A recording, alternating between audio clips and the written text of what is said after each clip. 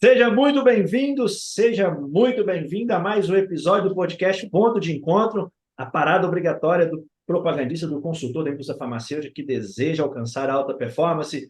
Hoje tendo a grata satisfação aqui de receber Leonardo Almeida, para os íntimos Léo, né? Que está Léo, fazendo aí, que estamos tendo o prazer de receber. Seja muito bem-vindo, Léo. É um prazer enorme te ter aqui. Gostaria que você já se apresentasse também para que as pessoas pudessem saber, conhecer um pouquinho da sua trajetória profissional aqui no podcast. obrigado. Prazer estar aqui, prazer receber todo mundo que está aqui nos acompanhando, muito legal. Bom, na indústria, Leonardo Almeida, porque é a assinatura do e-mail, então quando comenta é sempre Leonardo Almeida, mas eu tenho um Xavier antes, então é Leonardo Augusto Xavier de Almeida. Casado, dois filhos, filho de um pai que trabalhou a vida inteira na CEMIG, que para quem não conhece é a Companhia Energética de Minas Gerais, com certeza sabe. Minha mãe a vida inteira em escola particular, educadora, trabalha até hoje em escola particular, continua trabalhando, meu pai já aposentado. Há 25 anos na indústria farmacêutica, três irmãos, sendo um piloto da FAB, um empresário e uma médica. Então, a Vixe, bem única eclético a médica, família. exato, a única médica que a gente tem na família é minha irmã mais nova. E 25 anos de indústria divididos em quinol, há 25 anos atrás, começando como estagiário, depois em torno de 4 anos na Pfizer e há praticamente 20 anos na Novartis. Eu iniciei meu 20º ano de Novartis agora, então completo esses 25 anos aí da indústria, provavelmente em agosto desse ano, se tudo der certo. Não, maravilha. Esses nomes assim comuns como o seu é complicado, né? O meu nome aqui eu não tenho essa dificuldade. Eu chego no hotel e falo assim, eu não preciso me identificar com sobrenome, não, porque só eu mesmo você vai me localizar facilmente. Por aí. Mas como todas as assinaturas, isso é interessante, todas as assinaturas que eu tive, elas foram Leonardo Almeida em todos os laboratórios, então ficou Leonardo Almeida, Ah, bacana. Facilita, né? facilita. Ô, Léo, você falou isso, tem uma história bonita, são 25 anos, né? Desses 25 anos, são quantos anos como gestor? Aproximadamente 14 anos. 14 anos, então praticamente a Né? maior parte da sua história aí na indústria como gestor, mas eu quero voltar um pouco atrás para saber como nasceu esse interesse, como que o Léo caiu na indústria farmacêutica. Eu vou trazer um ponto aqui da primeira pergunta. A minha apresentação, e eu faço essa pergunta em todo processo de entrevista. Falei, faça uma apresentação a seu respeito. E as pessoas já começam assim: eu tenho 8 anos de experiência, divididos entre seis. Não, não, não. Volta um pouquinho. Você é filho de quem? Você é irmão de quem? E qual foi sua vida privada? Porque ela conta muito para gente, enquanto entrevistador na área de recrutamento, qual foi a sua origem. E eu acho que esse é um ponto importante na minha carreira, porque esse amor pela indústria farmacêutica ele foi desenvolvido, mas ele começou como um estudante universitário que chegou em casa um dia no meio de um semestre e a mãe falou assim: conhece o CIE? Claro que não, 19 anos. Eu vou ter ideia o que é CIE? Não, não sei o que é. Não, é o Centro de Integração Escola-Empresa, vai lá, cadastra o seu currículo, porque é um órgão do governo que tem uma interface com a indústria privada e que pode te oferecer oportunidades de emprego e eventualmente de estágio. E assim começou a minha primeira experiência. Eu em casa recebo uma ligação do CE ofertando uma posição numa indústria farmacêutica. Eu não tinha nem ideia o que era indústria farmacêutica. E eu teria que fazer uma entrevista em Belo Horizonte, aquela época, para uma vaga estagiária aqui no interior de Minas, que também é a coisa mais anormal do planeta. As vagas normalmente são concentradas em grandes centros de estágio, Exato. não no interior. Aconteceu no interior. E aí eu fui, participei desse processo, deu certo, eu entrei na Quinol, e aí você fala assim, entrou, se apaixonou. Não, claro que não, 19 anos. Eu queria a tranquilidade da casa do meu pai e da minha mãe, eu queria dedicar tempo para estudar, como até hoje eu gosto muito. Aí tem a outra parte, minha mãe me orientou aí, e meu pai foi aquela voz delicada que falou, sem problema, dentro de casa, sem trabalhar, não fica. Então, você quer mudar de ramo? Tem problema nenhum. Você, primeiro, você escolhe o outro ramo que você quer trabalhar para pedir conta nesse primeiro ramo que você está trabalhando, porque senão você não vai mudar, não. Aqui não. Com muito jeito, com muita delicadeza, como ele é bastante direto. E assim começou essa relação com a indústria. Só que à medida que o tempo foi passando, e que as habilidades foram surgindo e que a maturidade desse processo foi sendo incorporada, obviamente que a indústria farmacêutica ela é apaixonante. E aí já se vão 25 anos, aí sim, agora eu posso falar com tranquilidade. É um amor que existe há 25 anos com integral dedicação para a indústria. Bom, é bacana ouvir essa sua história, porque é a primeira vez que eu ouço de maneira assim tão genuína a pessoa fala assim, cara, eu não queria, eu nunca procurei indústria Não, farmacêutica. eu não sabia o que Eu, era, não é que eu não procurei, eu não sabia o que era. Entendeu? pois Você é, a imagina eu idade, com né, 19 anos no acaba, interior, não era a minha não realidade. sabe, O meio médico não era a minha realidade. Ver os homens da pasta preta não era a não minha era a sua realidade. realidade. E eu comecei nesse meio médico já na indústria, já oferecendo soluções para as patologias mais diversas. Então foi uma escola bem bacana, assim. Então, legal demais, cara. Eu acho que a gente tem que saber um pouco dessa história também, né? Porque como você começou essa trajetória até onde você chegar hoje, é bacana a gente saber ela. Porque o sucesso ele é copiável. Então, foram comportamentos, Concordo. foram acertos, erros, mais acertos do que erros, porque senão você não teria crescido e sustentado tanto tempo na indústria farmacêutica. Então, é legal a gente saber essa história, e eu tenho visto aqui pessoas vindo, Léo, começando a história, pessoas que chegaram a diretores de laboratório, a gerentes nacionais, e o cara falando, cara, eu comecei a trabalhar de ônibus. Isso é muito É, legal. eu não cheguei a pegar ônibus, mas carro emprestado do meu pai eu peguei. Aí, tá vendo? Então, Não tinha carro, não tinha carro. Meu pai me emprestou o primeiro carro para conseguir atender as demandas, porque à época, como estagiário, eles pagavam combustível, pagavam alimentação, tinha uma bolsa, mas carro não oferecia. É diferente das vagas de efetivo da grande maioria dos hoje. laboratórios. E com 19 anos para comprar um carro, para quem nunca trabalhou, ninguém vai dar crédito para alguém comprar um carro financiado. Meu pai foi o patrocinador dessa jornada e o impulsionador dessa decisão de gostar tanto da indústria farmacêutica. Com muita Ah, delicadeza, falou: daqui, sem trabalhar, você não fica. Pronto, resolvido o problema. Está decidido, pai. pronto. Eu escolhi seguir a indústria naquele momento. Facilitou demais a escolha. Muito a minha decisão. Muito, muito minha decisão. E você já falou que no início você não gostou. Então, eu quero te fazer, complementando essa pergunta, eu quero falar assim, o que mais te incomodou nesse início de você não gostar e quais foram os seus maiores desafios nesse início de carreira? Eu já falei sobre isso com algumas pessoas que me perguntam sobre início de carreira e me falam assim, pô, Léo, mas você tem 25 anos de indústria, mas tem 44 anos de idade.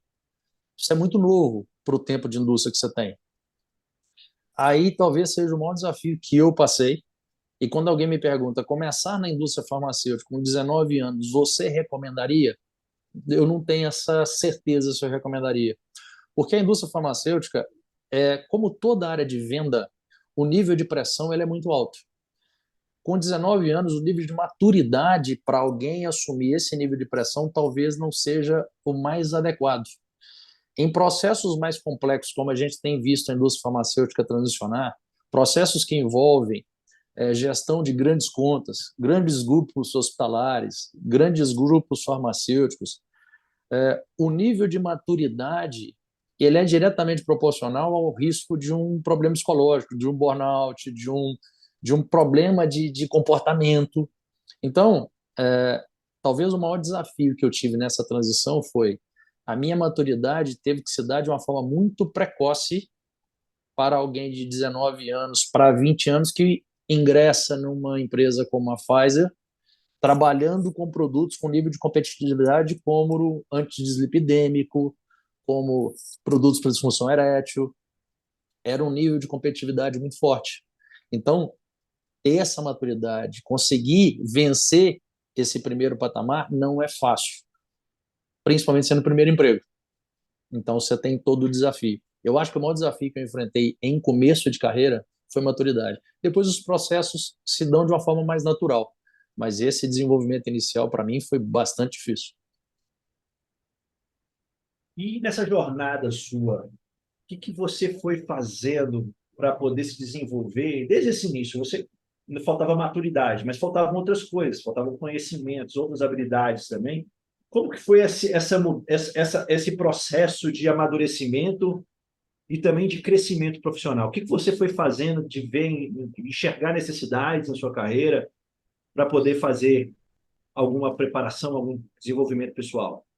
Eu acho que tem um ponto que, se você conversar com todo mundo que trabalhou comigo, como par ou eventualmente como gestor, tem um ponto que provavelmente todo mundo vai te falar: o Léo é muito curioso e gosta de estudar demais. Eu aprendi a estudar durante a faculdade. Não foi primeiro, foi na parte de colégio, nada disso. Eu aprendi a dedicar tempo ao estudo durante a faculdade. Então, essa curiosidade de querer conhecer coisas novas todo dia, ela existe em mim até hoje. Eu preciso estudar entre 40 e 50 minutos, uma hora, todos os dias. Então, de manhã, eu leio alguma coisa, eu procuro alguma coisa na internet que eventualmente eu não conheço. E esse foi um processo muito natural para mim, quando eu percebi que começaram a existir mudanças no comportamento do profissional da indústria farmacêutica. Eu entrei e ainda era aquele profissional que um indicava o outro. Então, era aquele colega, era o amigo, era o colega da roda de amigos. A indústria começou a contratar pessoas em banco, nível de atendimento mais qualificado, nível de pressão um pouco mais estruturado, começando a entender um pouco mais sobre entrega de resultado, entrega de ter os objetivos para serem entregues. À medida que isso foi passando e os produtos foram se tornando mais complexos, novas jornadas precisavam ser mais descobertas. Aí começa a entrar o trabalho hospitalar. E eu estou falando isso aqui de 23 anos atrás. Começar a fazer um trabalho hospitalar onde as empresas que eu trabalhava não tinham esse trabalho. Não existia esse trabalho dedicado ao hospital, à jornada hospitalar. Então, na minha visão, é muito um projeto de antecipação. Se você está numa empresa hoje que ela está sinalizando que vai se tornar uma empresa não retail especializada, você vai esperar chegar para estar apto ou você vai antecipar esse movimento?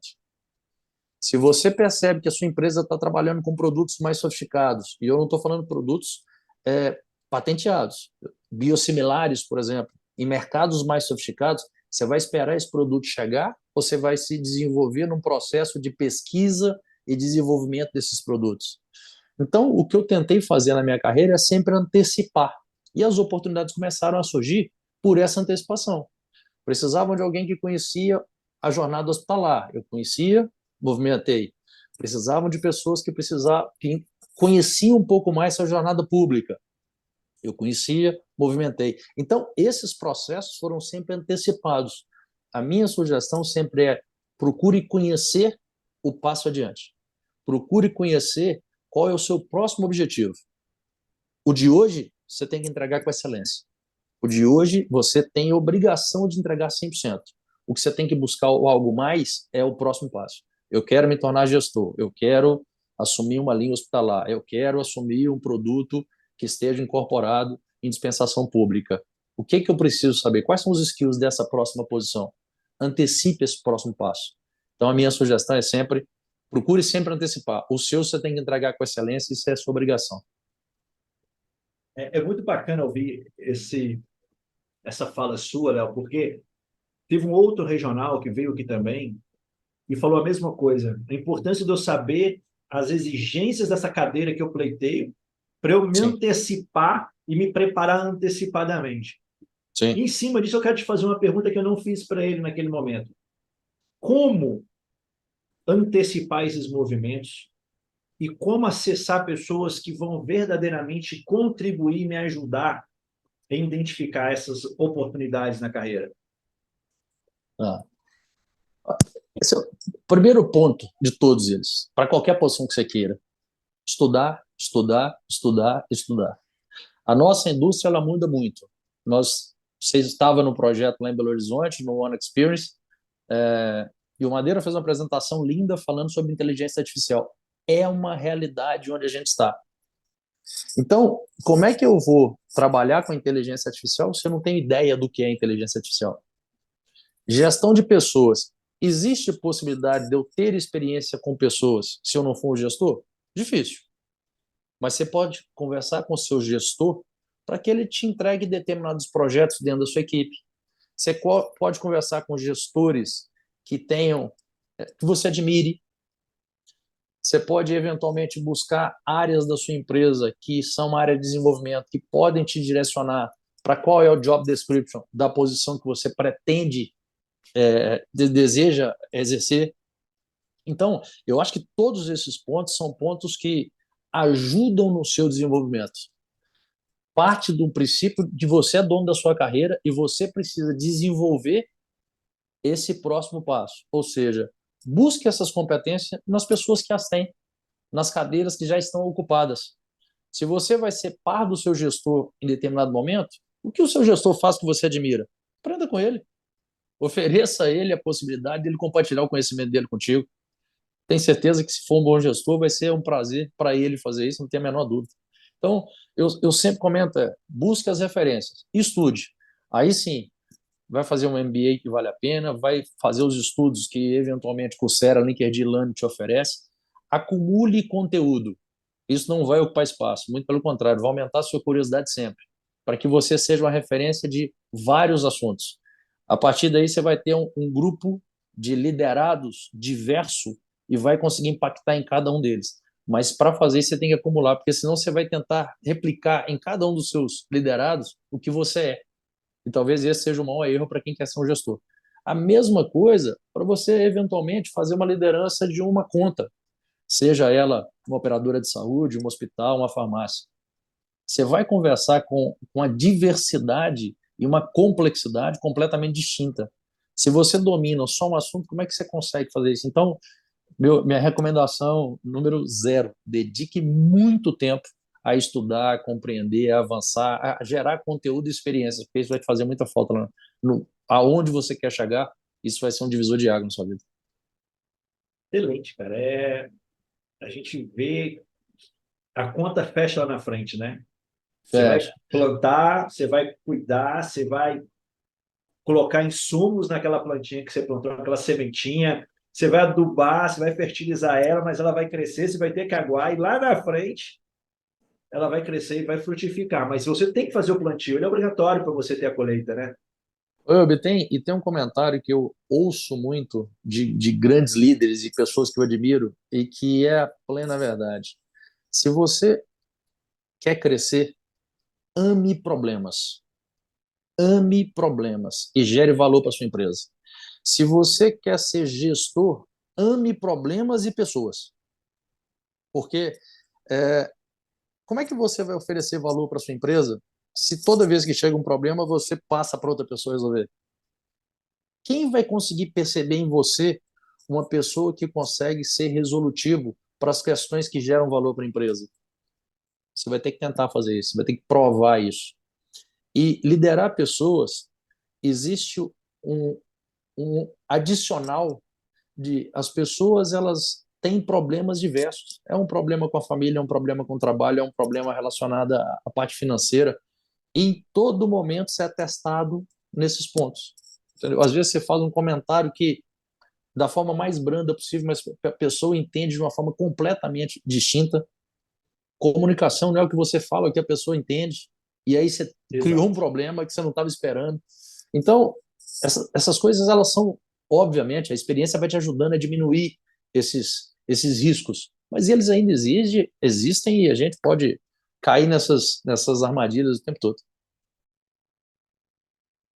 Eu quero pegar um outro tema de uma das coisas que você falou no evento, que a gente participou junto lá em Belo Horizonte, e que me chamou muita atenção. E eu quero dividir em dois aspectos, porque eu vejo que isso também acontece muito no mercado. Você falou assim, num processo seletivo existem muitas pessoas, muitos candidatos que se candidataram para aquelas vagas, mas poucos concorrentes. E aquilo me Perfeito. marcou assim, de uma maneira muito profunda. Mas antes de falar no processo seletivo, eu quero trazer essa realidade porque porque quando tu manda ele parar, ele não para, né? eu vejo muito isso no, na função do representante hoje. E existem muitos profissionais no campo, mas poucos também que têm uma performance diferenciada, Uhum. Eu queria que você falasse o que diferencia esse propagandista, que temos muitos, daquele cara que é diferenciado. Mostra uma performance, uma iniciativa, uma vontade de aprender, se desenvolver. Como me diferenciar na multidão? É uma pergunta complexa e que eu acho que a gente faz um podcast só com essa pergunta. Mas tem alguns pontos aqui que são interessantes. Primeiro ponto que eu acho que é importante a gente entender é quais são os seus stakeholders.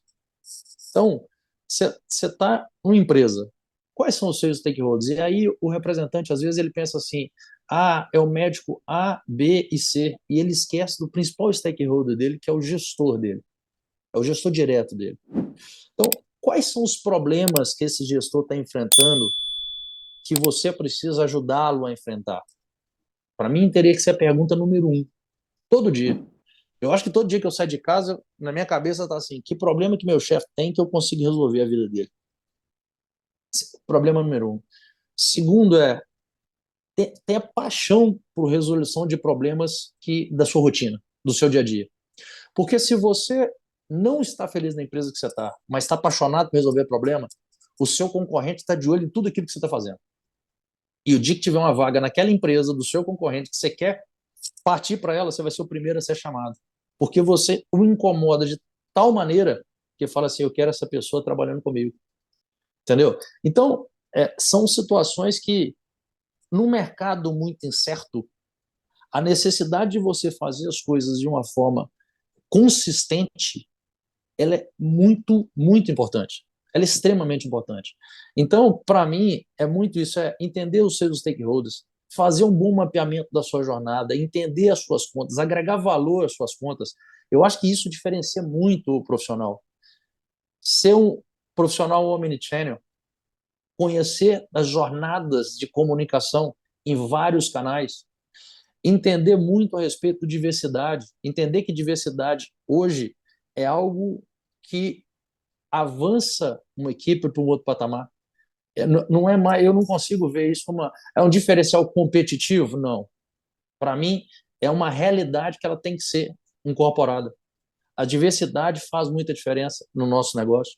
Então, para mim, o profissional que se diferencia ou eventualmente ele cresce mais rápido, ele tem uma leitura de ecossistema melhor, ele tem uma leitura de cenário melhor, ele entende o que os stakeholders dele oferecem de melhor maneira, mas em especial a gestão direta dele. Eu sempre digo que a empresa, para mim, é meu gestor imediato, né? Então, se eu tenho uma relação mútua, a Exato. empresa vai ser excelente para mim. Exatamente. Eu vejo isso hoje, uma caça às bruxas do gestor, né? Principalmente o distrital, que tudo é culpa do coitado do distrital. E poucas vezes eu vejo o profissional querendo se colocar no lugar dele para tentar entender o que ele está passando e também ser um facilitador ali no meio, em vez de ser mais um problema para esse gestor. E é o que você acabou de falar. Um profissional hoje tem que amar problema. E mais ainda em solucionar os problemas que surgem para ele, para se diferenciar cada vez mais, né? Porque A posição, desculpa, mas só um comentário. A posição de um gerente digital hoje é uma posição extremamente difícil, porque ele está dividindo uma operação tática e operacional muito forte, e ele trabalha muito os interesses da empresa com os interesses do representante. E que às vezes elas estão alinhadas, mas às vezes não. Então ele trabalha numa superfície de risco bastante escorregadia. O nível de habilidade que necessita um gerente digital ter hoje para conseguir equilibrar esses pratinhos, esses assuntos, é muito difícil. Psicologicamente, talvez seja a posição de grande desafio que a gente tem hoje em força de venda, talvez seja a posição de gerente digital. eu concordo contigo, porque é quando a gente senta nessa cadeira que a gente vê o tanto que ela tem o peso ali do desafio. Eu já conversei com vários regionais que chegaram à posição de regional e falaram assim, a transição mais difícil para mim foi sair da cadeira de rep para a cadeira de gerente distrital. de distrital para regional Absolutamente concordo. não foi tão desafiadora. Absolutamente concordo. Absolutamente concordo. Já falei isso e falo isso com o meu time. Eu falei, um excepcional gerente distrital tem tudo para chegar a uma posição de gerente regional com mais tranquilidade do que um excepcional consultor, representante, tem para sentar na cadeira de gerente distrital. Essa transição, para mim, foi muito mais difícil também. Concordo Pois é. com os colegas que vieram aqui. Isso é bom, estamos alinhados. Exato. E retomando a pergunta que eu trouxe para você, esse aspecto aqui da diferenciação na carreira, mas esse aspecto que as pessoas ficam muito preocupadas hoje, entrando nesse assunto de entrevista de emprego. É.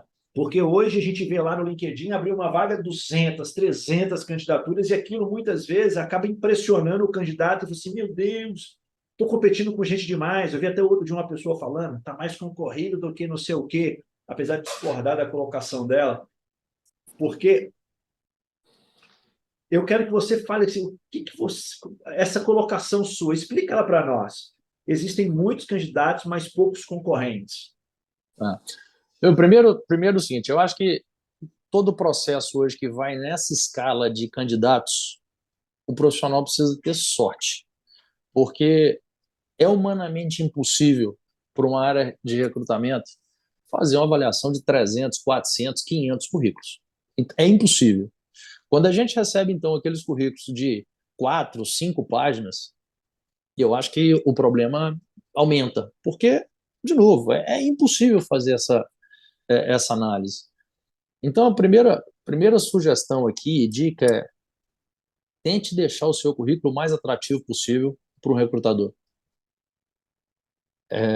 Uma página com toda a sua qualificação e principalmente aquelas que são mais impactantes. Então, eu vou descrever por que eu faço esse tipo de comentário. Quando eu pego hoje um currículo, e de novo, acho que vale a pena fazer esse comentário aqui. O que eu estou falando aqui não está relacionado às empresas que eu trabalhei. O que eu estou falando aqui é relacionado à forma que eu atuo, que eu vejo esse processo. Eu acho que isso é importante para não ter o viés de essa é a empresa que ele trabalha. Não, não, não. Isso sou eu falando. Perfeito. Tá? Isso não está vinculado à empresa que eu estou atualmente. Quando você pega um currículo e você percebe que nos últimos 8 anos a pessoa não dedicou nenhum investimento para a sua formação individual, aquilo para mim já chama a atenção de uma forma negativa. Às vezes as pessoas falam comigo aqui, talvez eu vou usar um tempo aqui que seja até muito otimista. Viram para mim e falam assim, eu fiz o meu MBA em 2018, 5 anos atrás. Qual a parte do MBA há 5 anos atrás que ainda é aproveitado hoje em dia? No mundo que a gente vive. Com a complexidade e a movimentação de tudo que está acontecendo. Eu não estou falando que não é importante fazer. Eu estou falando que desses 5 anos até agora, o que mais você fez? Eu tenho objetivo de trabalhar numa área de acesso. Ok. O que você estudou de acesso nos últimos 4 anos com a complexidade que essa área tem se tornado com grandes conglomerados na área de saúde, grandes grupos farmacêuticos, secretarias cada vez mais buscando informações técnicas qualificadas para se incorporar a determinado produto, porque, de novo, não é tudo que chega que o governo consegue incorporar, por questões óbvias, o dinheiro não é infinito. Então, quando você pega alguém que te entrega um currículo que nos últimos 5, 6, 7 anos você não viu nada de investimento que essa pessoa fez nela, aquilo já me chama atenção, bastante atenção. E aí eu vou entrar no processo. Eu tenho um job description, eu tenho um perfil de um profissional que eu tento fazer o apontamento da melhor maneira possível para buscar profissionais que dão match para a vaga. Eu tenho 200 currículos e eu vou entrevistar 200 pessoas? Não. Eu já vou tirar dali talvez 10, 15.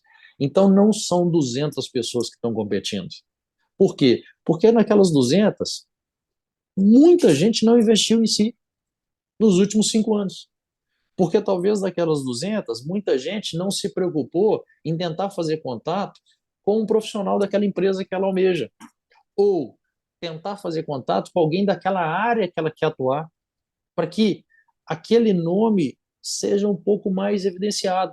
Para quem? Para o gestor da vaga, para a área de talent. Porque, de novo, se eu tenho que selecionar e eu consigo minimizar o meu erro baseado em alguns filtros que já chegam para mim, fica muito mais fácil para mim fazer isso através dos filtros. Olha, o que você quer dizer é que indicação ainda é a solução para colocar alguém na indústria? Não. Mas indicação te ajuda bastante a chegar no processo. Indicação ajuda muito as pessoas a perceberem o seu currículo. Agora, se o seu currículo não traz uma estrutura que você não investiu em você nos últimos anos, não vai adiantar nada.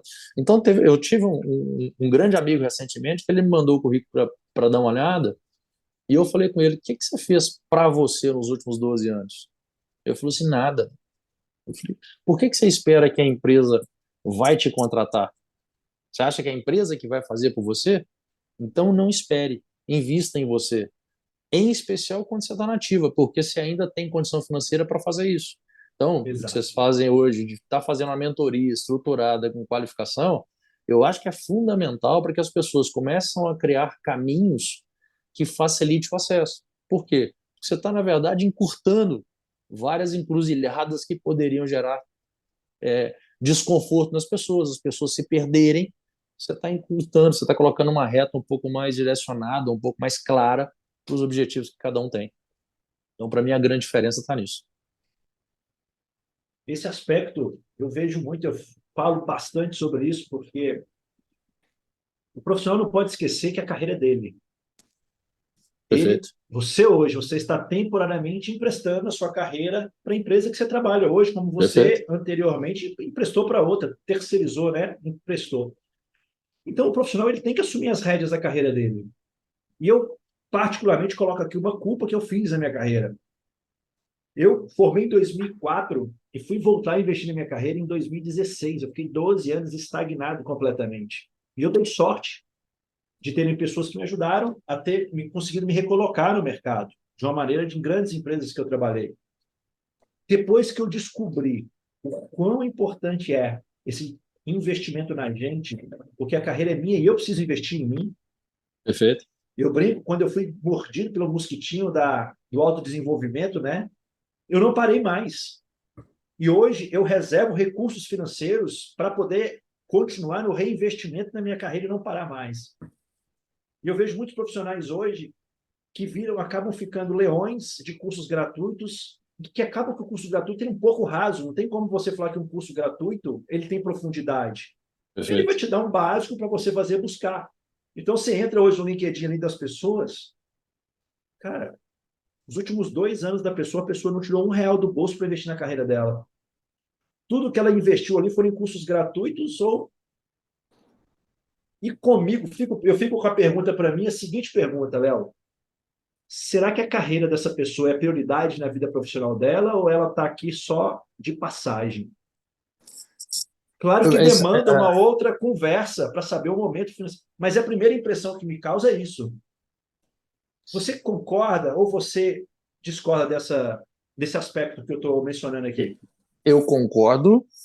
Eu também me chama muita atenção quando a gente vê 8, 9, 10, 12, 15 cursos eventualmente certificados, mas aqueles cursos de 2 horas, 3 horas, 4 horas e tal. Mas esse, para mim, é um ponto interessante, porque quando eu pego esse tipo de currículo e a gente convida para fazer um processo de entrevista individual, você percebe se isso foi feito no... Eu vou passar páginas, páginas, páginas para chegar no final, ou E ter o eventualmente... certificado, ganhar E o ter o certificado para claro, postar no LinkedIn, claro, né? claro, claro. Ou eventualmente eu estou absorvendo conteúdo. E aquele conteúdo que eventualmente mais me toca, me traz mais curiosidade, eu vou aprofundar um pouco mais. Porque às vezes também tem muita gente que eu não sei o que eu vou estudar. Por exemplo, meu caso hoje. Léo, você está numa posição de gestão há 14 anos. É interessante estudar alguma coisa de gestão para você hoje? Talvez muito menos do que foi há 14 anos atrás. Então, nesse momento, por exemplo, e aí eu tenho a sorte de estar numa empresa que investe muito em desenvolvimento, eu estou fazendo um curso, para você ter ideia, de diversidade e inclusão, que é algo que a gente está debatendo cada vez mais. Nós já tivemos a oportunidade de falar aqui sobre isso hoje, inclusive, e que o gestor precisa cada vez mais conhecer, entender, aprimorar, incorporar, discutir, porque nós estamos falando aqui, quando a gente fala de diversidade e inclusão, ele eventualmente de LGBTQIA+, mas nós estamos falando também de ter mulheres em liderança em posições estratégicas da empresa. Nós estamos falando aqui de gênero, nós estamos falando aqui de etarismo, e aí, como é que a gente faz? O que eu faço com o velho de 50 anos? Jogo fora? Descarto? 43 milhões de pessoas no mercado e eu descarto? Uma mão de obra extremamente qualificada, dedicada, que está testada, emocionalmente bem doutrinada, mais madura, pronta para entregar. Aí eu falo assim, não, 50 anos já não me atende. Até que eu vou lá, contrato uma pessoa de 57 que vem e arrebenta. Até que uma empresa grande vai lá e contrata um profissional de 59 e as pessoas começam a olhar e falam, mas por que isso? Por que estão trazendo esse tipo de material, esse tipo de profissional? Porque são profissionais qualificados, que não pararam de treinar, que não pararam de se dedicar, que não pararam de estudar. E aí vem um ponto interessante, que é quando você chama para um processo, retomando a pergunta, e você começa a perguntar sobre o que essa pessoa buscou na vaga. O que você conhece da empresa que você está pleiteando uma posição? O que você conhece do produto que você pretende trabalhar? O que você conhece a respeito da cultura da empresa, dos investimentos, e quais são os pilares de sustentação dessa companhia? E, normalmente, essas pessoas que têm os certificados na base do Next, e no final tiram o certificado, elas são rasas nas perguntas, nas respostas, desculpa. São extremamente rasas nas respostas. E aí você começa a entender que existem pessoas que têm esses certificados gratuitos, porque eventualmente estão passando por qualquer situação financeira. A gente está no Brasil, a gente sabe que isso é uma realidade, Sim. que não é todo mundo que tem o equilíbrio financeiro para fazer grandes investimentos, mas que conseguem aprofundar conhecimento no vasto conteúdo gratuito que a gente tem hoje disponível. E consegue chegar numa entrevista e encantar, porque conhece a empresa, porque tem um plano pronto, um plano de ação pronto, estruturado, porque se preocuparam a fazer contato com alguém que está na empresa e entender quais são os problemas. São pessoas que se conhecem e sabem o que elas têm para oferecer e o que elas precisam de ajuda para se desenvolver. E essa pergunta de, eu preciso dos seus pontos fortes e fracos, não é isso, mas aonde o gestor vai poder te ajudar mais? Eu sou mais ou menos analítico, eu tenho uma facilidade porque eu conheço esse mercado, mas eventualmente esse nicho dentro do mercado eu não conheço, eu preciso entender mais, eu preciso de mais tempo. Então, quando um profissional chega com esse nível de preparo, é muito bom quando você faz um processo com esse tipo de profissional.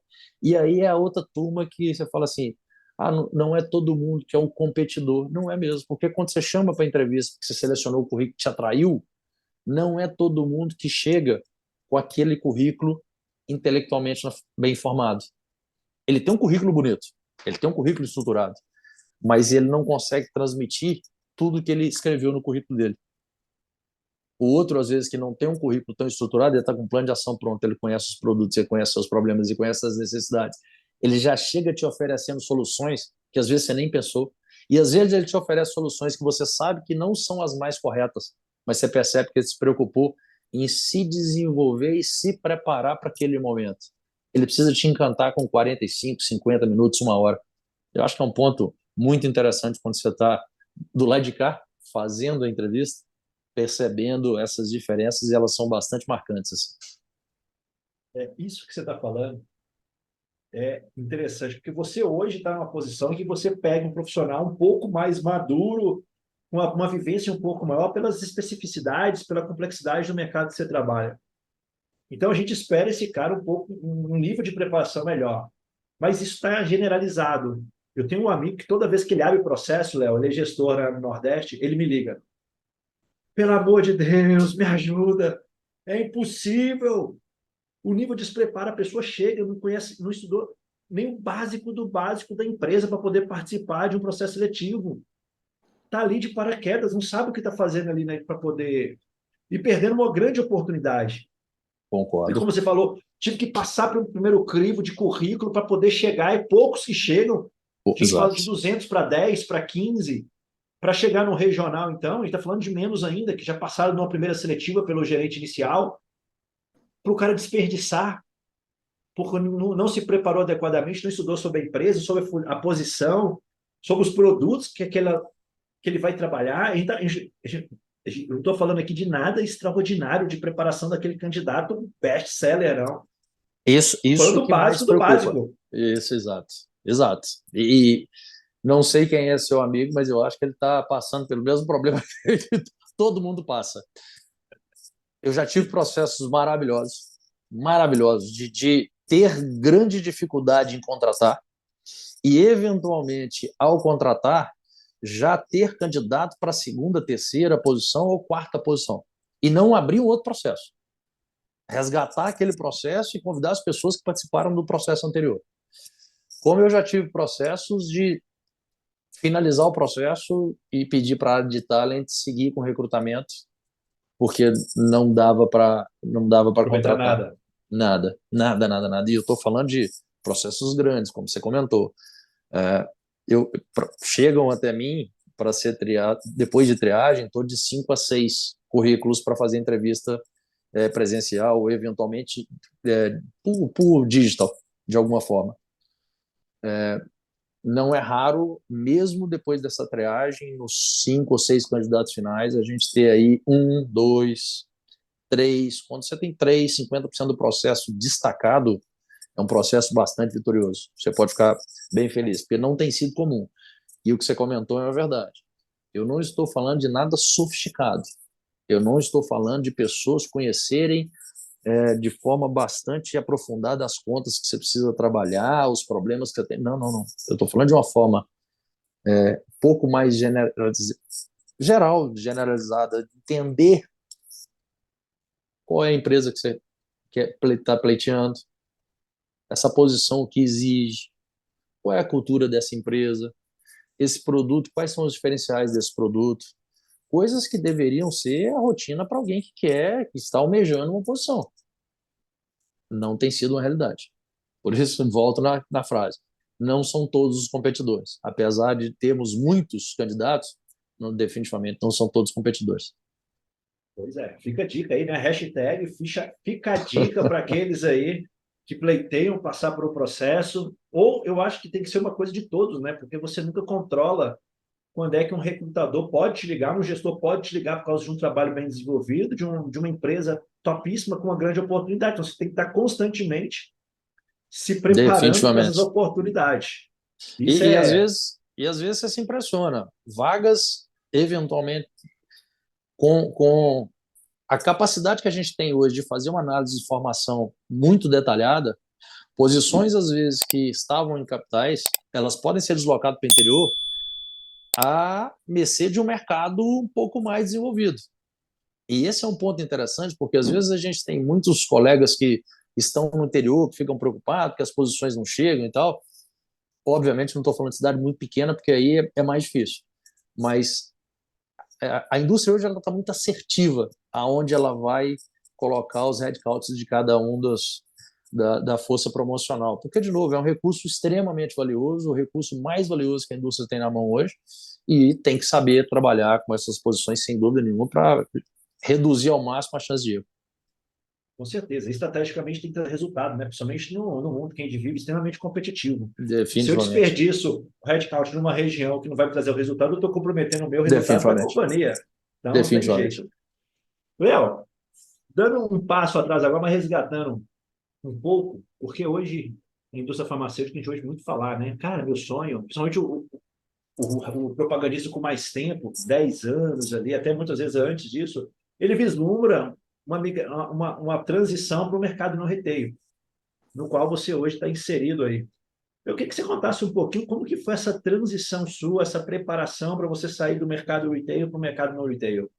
O que você fez aí nesse processo? Foi muito natural. Aí, de novo, a empresa que eu estou atualmente fez essa migração. E aí o que eu precisei fazer foi acompanhar essa migração. A Novartis saiu de um modelo de mercado de massa, de grandes mercados cardiológicos, para nichos de mercado dentro da cardiologia, e ela trabalha hoje em pilares muito específicos. Então, para mim, no meu caso, por exemplo, foi algo extremamente natural. Agora, um ponto que você pode perguntar, ok, mas como é que você antecipou essas movimentações. Aí sim, eu acho que ao perceber que a empresa vai começar a fazer essa migração, começar a fazer investimento no seu desenvolvimento, no seu conhecimento. A gente volta no modelo de investir em você, de estudar. Você tem hoje N cursos disponíveis, pagos no mercado, qualificados no mercado, para que as pessoas possam desenvolver em áreas específicas. Quero trabalhar em acesso, você tem curso. Eu quero trabalhar em imuno, você tem curso. Em hemato, em oncologia. Eu quero eventualmente entender um pouco de toda a metodologia do SUS, incluindo a parte de auditagem do SUS, Tabnet, tudo isso. Você tem pessoas no mercado extremamente qualificadas para oferecer esse conhecimento. Então, quando você começa a perceber que a sua empresa está migrando, você tem que acelerar esse conhecimento, porque eventualmente você pode se tornar alguém descartável nesse processo por falta de conhecimento. Agora, não, eu almejo migrar de empresa. Eu almejo ter o conhecimento necessário para conseguir migrar. De novo, quais são os skills que essas empresas estão buscando? Conhecimento de jornada hospitalar é um skill para quem tem uma linha hospitalar. Então, você tem grandes empresas que têm linha hospitalar, porque é um player dentro do ecossistema de saúde extremamente importante. Então, eu preciso me desenvolver para entender. Só que o ecossistema hospitalar hoje, você tem contatos com o diretor do hospital e você tem contato com o comprador. E é um stakeholder tão importante quanto o diretor do hospital. Eu já tive situações de não conseguir incorporação porque o comprador estava entendendo mal o processo e que a gente precisou chegar no comprador. E você tem uma enfermeira hoje dentro do hospital que é extremamente importante dentro do processo. Então, eu conheço esse ecossistema que eu estou inserido, o quanto você se dedica a buscar essas informações nos nichos de mercado que você pretende atuar. Não, eu estou eventualmente dedicado a conhecer o meu negócio, que eu estou hoje, mas o negócio futuro que eu pretendo entrar, eu não estou tendo tempo para buscar. Acha o seu tempo, faça o seu tempo. Porque não adianta, porque na hora que a vaga surgir, os candidatos vão estar, alguns buscando a posição e outros já prontos para a posição. Você vai competir com esses. Então, não buscar o conhecimento para essas posições, isso é extremamente... você vai correr risco de não conseguir a vaga, às vezes, por baixo conhecimento. Agora, a minha sensação de um tempo para cá, que a gente tem necessariamente visto que a diferença entre retail e não retail está se encurtando. O bom profissional de retail e o bom profissional em não retail, eles estão muito semelhantes em termos de conhecimento. A gestão de um grupo hospitalar não é mais complexa do que a gestão de um grupo de farmácias. Então, a necessidade de entender de ecossistema de uma maneira mais ampla, ela se dá nos dois modelos de negócio. Eu acho que esses profissionais estão cada vez mais próximos em termos de skills, em especial soft skills. Os dois modelos estão muito parecidos. Bacana esse ponto de vista seu, e eu quero já emendar numa pergunta. Nessa sua visão, quando você pega esse profissional, como você está falando, está parelho, mas como que um profissional do mercado retail ele consegue impressionar você, um gestor do mercado não retail, de dizer que ele está pronto que eu falo assim, encaminhado, porque pronto, né? Ele vai ter que passar pela cadeira para poder estar ali pelas dificuldades da cadeira. Mas que você fala assim, vale apostar nesse candidato aqui. Você tem ali um cara com experiência, um cara... O que esse cara que não tem experiência no não retail, ele faz para você ficar com esse desejo de investir nele? Eu vou voltar também na resposta anterior. Qual é o valor ele está gerando para a cadeia dele? Quais são os projetos? Cadeia dele, exato. Quais são os valores que ele está gerando para a empresa dele? Quais os projetos ele lidera? Eu brinco sempre, processo seletivo não é momento de você falar em grupo. Você tem que vender você. Então, o que você liderou? Quem você inspirou? Quais são os problemas cabeludos que eventualmente você teve que você conseguiu impactar e gerar contribuição para a empresa lá na frente? Para o seu stakeholder principal, seu chefe, Você é um problema ou é uma solução? E se é a solução, quais são as soluções que você está oferecendo para ele? Então, para mim, fica muito claro quando a gente vai para um processo de discussão essas diferenças de alguém que eventualmente está repetindo processos. Então, eu estou na cadeira retail, eu saio de casa, eu visito X médicos por dia, eu falo do nome de produto para X médicos por dia, eu entrego a amostra para X médicos por dia, eu volto para casa. Em detrimento daquele médico, aquele profissional que acorda, planeja o dia dele, e entende que cada um daqueles contatos eles vão ser impactados por diferentes comentários, porque ele está gerando valor à cadeia dele.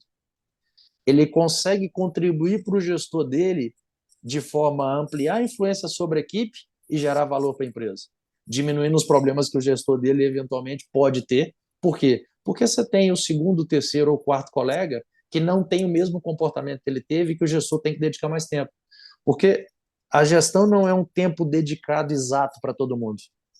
Você tem diferentes níveis de exigência. E nesses diferentes níveis, obviamente, o gestor vai dedicar mais tempo àquele que ele precisa desenvolver mais. Que você não seja esse que o gestor tem que dedicar mais tempo, mas que consiga apoiá-lo a desenvolver esse colega. E quando você vai para um processo, você consegue oferecer essa informação, que essa informação está muito evidente, porque o seu gestor, eventualmente, da empresa que você está, te oferece essa informação o tempo inteiro. Você está me ajudando, me ajuda a desenvolver o profissional A, B ou C. Então, essas lideranças indiretas, elas fazem muita diferença quando vai para um processo, porque a pessoa consegue exemplificar claramente aonde ele aporta investimento de trabalho dele, onde ele desenvolve valor e onde ele gera impacto positivo para a empresa ou eventualmente para o gestor, para a equipe de maneira geral.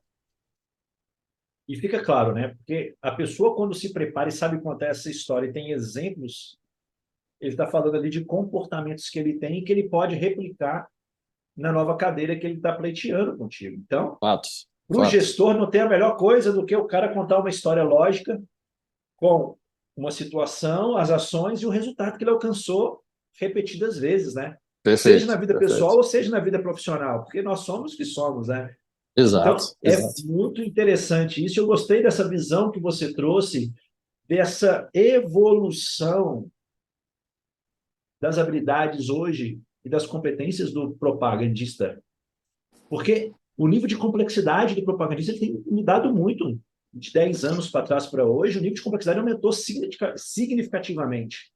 Eu tive um gestor em determinado momento, uma pessoa que eu admiro muito, e ele fez um comentário também que me marcou muito. Ele falou o seguinte: falou assim, eu preciso que o meu profissional que trabalha comigo na força de venda seja um dos 4 profissionais que o médico vai querer receber. E ele falou isso no momento onde a gente não via essa diferenciação no consultório. Todos conseguiam falar com muita tranquilidade. Se você não gerar valor para o seu cliente, muito provavelmente você vai ter mais dificuldade para estar dentro do consultório, dentro do hospital, ou dentro de um ambiente para fazer o seu negócio. E ele falou isso de novo. Nós estamos falando de algo que ele comentou há 7, 8 anos atrás. E aquilo me chamou a atenção. Falou, não é uma realidade ainda. Hoje a gente já começa a perceber isso. Existem diferenças claras entre a pessoa que consegue um acesso rápido, porque se percebe o valor que ela gera dentro do negócio do cliente, e nós somos muito pautados em negócios business to business. O meu foco, o meu propósito é ajudar o paciente, mas o meu foco, na verdade, é desenvolver um outro negócio. Quando você tem essa pessoa que consegue estar nesse grupo seleto, seguramente ele já faz toda a diferença. Não são raros os processos que eu vou fazer que eu recebo ligação de médico para comentar sobre A, B ou C que vai fazer processo comigo. Ô, Léo, fulano de tal, ou fulana, eventualmente, vai ser entrevistado por você, dá uma olhada com mais carinho, porque essa pessoa aqui dentro do meu consultório gera um valor diferente, agrega muito na minha rotina. Óbvio que você vai olhar para uma pessoa de uma forma Com diferente. Você está carinho, né? recebendo o contato do cliente. Exato. Um E de cliente stakeholder importante. extremamente Exato. importante no negócio, né? Exatamente. Exatamente. Então, eu costumo dizer o seguinte: uma indicação, ela abre uma porta, mas quem mantém a porta aberta ou não é o candidato ou a pessoa que Não foi tenha indicada. dúvida. Porque eu posso decepcionar que você cria uma expectativa, um stakeholder importante, indicou o candidato A para você, você já vai cheio de expectativa. Ele vai decepcionar. Cara, você não vai manter ele no processo por causa de uma indicação. Agora, Perfeito? se o cara chega e mostra que realmente aquela indicação ali, putz, esse cara é foda. E o cara vai crescendo no processo e chega na final, o indicado e o não indicado, cara, a chance de você ir pelo indicado é 99%. E o contrário é verdadeiro. Quando você recebe a indicação de alguém que não entrega nada, você já começa a ficar preocupado de qual é o nível das pessoas que estão te indicando profissional. Então, a indicação é algo muito sério, muito É muito sério. sério. Porque se eu E tem recebo uma ficado ainda ligação, mais sério ultimamente, ela tem muito ficado ainda mais, mais complexa. muito mais. Porque se o Uber me indica um profissional e eu faço a entrevista e essa pessoa se apresenta muito aquém daquilo que ele me ofereceu enquanto informação, na próxima indicação, a Acabou. expectativa que eu faço já vai a zero. Então, indicar profissionais hoje para processo de seleção é complicado não para a carreira das pessoas, mas da nossa, a nossa carreira. Porque, de novo, aquela pessoa está olhando na minha credibilidade, não na credibilidade do profissional, ele não conhece, Exatamente. entendeu? Então, as pessoas têm hora que não entendem isso, né? E fazem uma abordagem fria no LinkedIn, por exemplo, pedindo uma indicação. Cara, ninguém Não, vai não dá. colocar o nome em xeque em função de um pedido no LinkedIn. Aí eu estou precisando muito. Poxa, eu sinto muito pela sua situação, quero muito te ajudar, mas não vou comprometer meu nome. Exatamente. Exatamente. Isso aí é uma coisa que a gente tem que se preocupar. Aí a importância de fazer o dever de casa bem feito, né? Se eu constantemente estou alimentando essa árvore das minhas conexões, mostrando quem eu sou, quando eu peço, a pessoa me conhece e tem confiança de me indicar. Ponto. E esse não é um ponto, não é uma situação extremamente importante, mas não é um cenário fácil para quem não aprendeu a fazer. A minha sugestão Exatamente. é dedique tempo para aprender, porque eu já fiz comentários com pessoas que fazem com maestria, pedindo ajuda para me desenvolver nesse ponto, como é que eu qualifico o meu network, entendeu? Para ser interessante sem ser interesseiro num processo de troca e não de eventualmente eu estou precisando, porque quando você realmente está precisando fazer, não é que você não deve fazer, eu acho que deve, a gente tem que calçar a sandália de humildade lá e Da pedir se você estiver humildade. precisando de ajuda, eu não tenho problema nenhum em fazer isso, mas eu acho que é muito mais natural quando você desenvolve o seu processo e passa a ser um processo de troca interessante. Eu tenho contato com presidentes de outras empresas, bons contatos, de pessoas que eu admiro, que eu respeito, e a gente tem uma certa frequência, mas eu ainda acho que se tem um ponto que eu consigo me desenvolver mais e buscar ter mais, é um processo de network, dessa troca com um pouco mais de frequência. Isso aí, eu falo que quando eu aprendi a me relacionar de maneira interessada na outra pessoa, interessante, mudou completamente o cenário. E muitas das Exato. vezes isso é fruto de uma falta de confiança. Poxa, será que se eu tenho alguma coisa? Porque quando você está aqui numa posição intermediária baixa e você vai falar com uma pessoa de uma alta gestão, é natural você se sentir abaixo dela. Mas você sempre vai ter alguma coisa para contribuir com ela. E se você for humilde, como você falou, essa pessoa vai ver e vai abrir uma porta para. Mas você tem que ter conteúdo. A pessoa tem que ver que vale Perfeito. a pena 10, 20 minutos de conversa contigo. Porque se ela sentir que não vale a pena, não vai abrir uma porta para você no tempo escasso que ela tem. O tempo é raro, é valioso, agora o maior mestre tem que saber aprender. E o de menor conhecimento tem que saber ensinar. Então, de novo, essa troca ela é fundamental, independente de qual é o seu nível.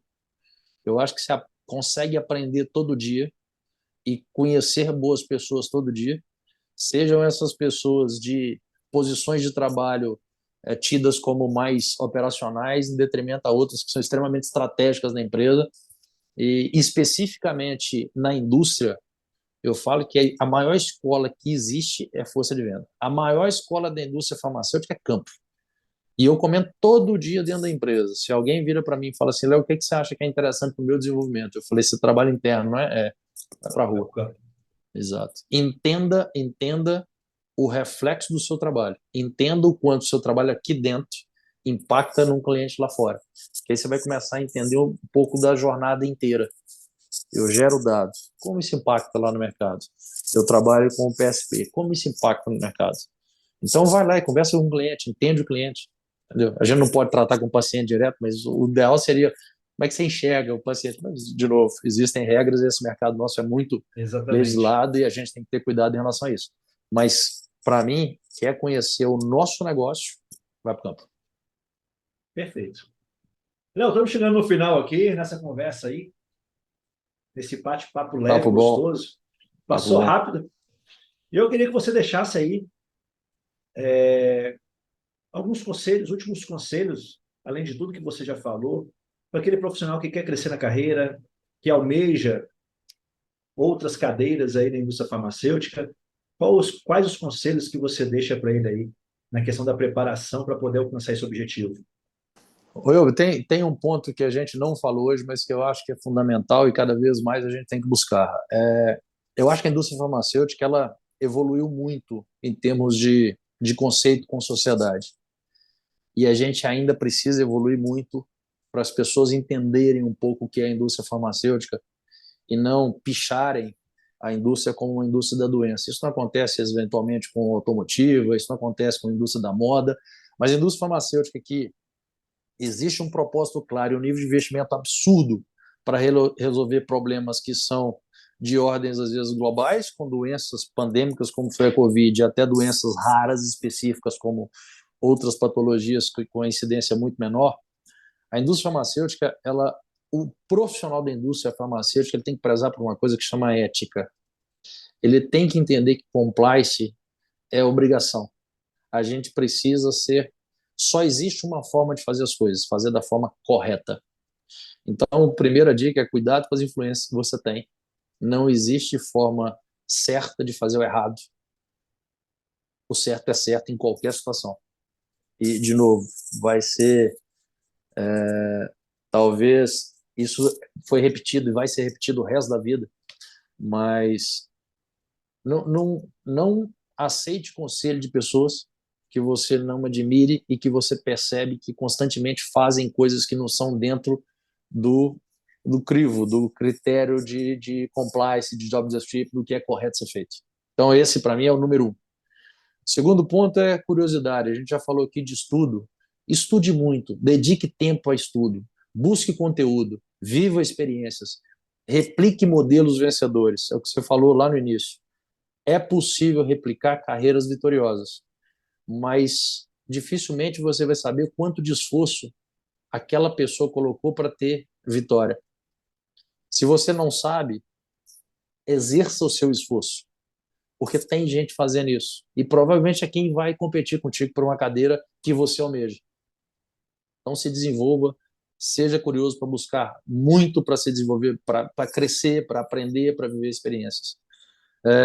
Não seja problema, nós falamos aqui, seja solução, ofereça solução para o seu gestor, para a empresa, crie valor, faça um bom mapeamento do seu stakeholder, seu gestor, área de talent, as pessoas que podem te ajudar no seu desenvolvimento. Então, eu acho que isso é fundamental. E, por fim, consistência. Não adianta você fazer isso uma vez. Você tem que repetir, repetir, repetir, repetir, repetir, repetir, porque as pessoas estão vendo o que você está fazendo. Entendeu? Então, estude muito sempre. Faça as coisas da forma certa sempre. Seja curioso sempre. Procure ser resolutivo dos problemas dos seus stakeholders sempre. O que você pode investir no seu capital intelectual, obrigatoriamente você precisa investir no seu capital político. Então, invista nos dois. Porque a gente falou de network aqui, e às vezes a gente fala muito pouco de capital político e muito de capital individual, intelectual. MBA, cursos, eventualmente, mentorias, ok. E as pessoas que podem te ajudar a chegar onde você almeja? Quanto tempo você está investindo em fazer esses bons contatos? Então, 50% para cada lado do seu tempo livre, tem de fazer esses contatos. Então, seriam os pontos que, para mim, eu acredito que fazem muita diferença no desempenhar das funções e principalmente em buscar novas posições, se for o desejo de cada um. Conselhos mais que valiosos aí, deixados por você, sou incapaz de complementar, porque para mim, Obrigado. assina embaixo. Léo, cara, quero agradecer muito aí a sua disponibilidade aí de tempo para estar aqui, contribuindo aí. E eu quero desejar muito sucesso na sua trajetória, que tenha ainda mais sucesso, né? Que você possa alcançar aí os novos passos na sua carreira e ser, o mais importante é ser feliz nessa trajetória aí. E conte comigo, estou à sua disposição também. Obrigado pelo tempo, foi um prazer, super legal, papo super leve e como a gente havia se prometido fazer, vamos fazer um bate-papo que eu acho que isso aqui que faz diferença e é agradável para os dois lados. Obrigado pelo tempo. Eu quero agora convidar você que assistiu aqui esse episódio para poder compartilhar, curta, porque você pode ajudar um colega a conquistar um objetivo na carreira dele, ele vai ser eternamente grato por você. Muito obrigado para você que assistiu e esteve aqui com a gente até agora. Fica com Deus. Fui!